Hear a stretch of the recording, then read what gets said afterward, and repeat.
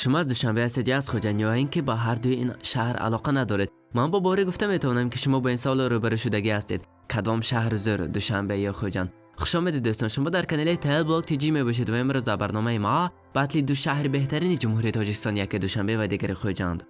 راوند اول، تاریخ و مساحت.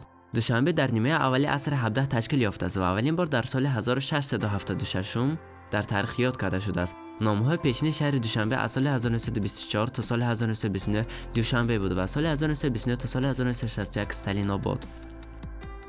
مساحت شهر دوشنبه 127 км квадратный می باشد و میگذاریم به شهر خوجند. Сегодняшнее наше видео посвящено таджикскому городу Худжанд.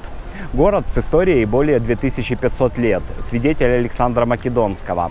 خوجند تقریبا در عصر 7-6 پیش از میلاد تشکیل یافته است و اولین بار در نیمه دوم عصر 7 پیش از میلاد در تاریخ یاد کرده شده است. تا سال 1936 سال این شهر خوجند و بعد سال 1936 تا سال 1991 لینین آباد بود. خیلی میبینید خوجند تاریخ دور و دراز دارد و مساحتش باشه 285 کیلومتر کوادراتی میباشد که نظر به پایتخت یک برابر زیاد است. برای همین در راوند یکم ما خوجند 1 بال، دوشنبه 0 بال.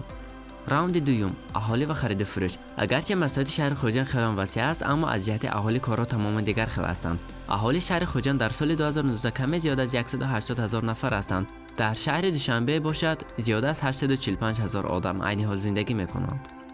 و به فکر شما در سال چند شماره اهالی شهر دوشنبه به 1 میلیون نفر میرسد؟ حتما فکر خود را در کامنت‌ها نویسید. دوستان عزیز، ما با شما میدونیم که برای خرید و فروش اهالی شهر علاقه زیادی دارد. در کجا اهالی زیاد است در همونجا خرید و فروش خوب میرود و به این دلیل هستند بازارهایی که در شهر دوشنبه جای گرفتند و مثل دهقان بازار، بازار شاه منصور، سفیر سلطان کبیر، سخاوتکاران و دیگرها.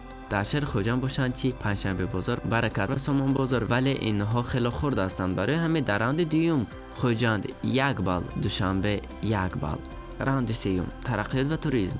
در شهر خوجند شما می توانید رفته برای تماشا با پارک‌های کمال خوجندی، مسجد جامع، قصر ارباب، به نزد هیکل اسماعیل سامانی، موزه کمال خوجندی، مفضله شیخ مصلح الدین و شاید روید برای تماشای قیراقم. اگرچه اینها کم نیست اما بر مقابل جایی که شهر دوشنبه دارد اینها هیچی‌اند.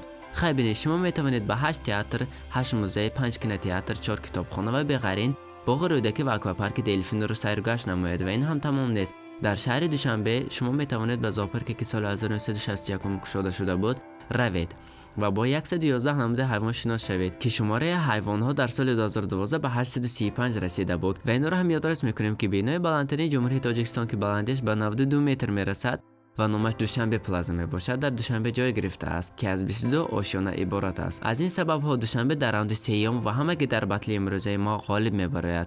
خوجند 1 بال، دوشنبه 2 بال.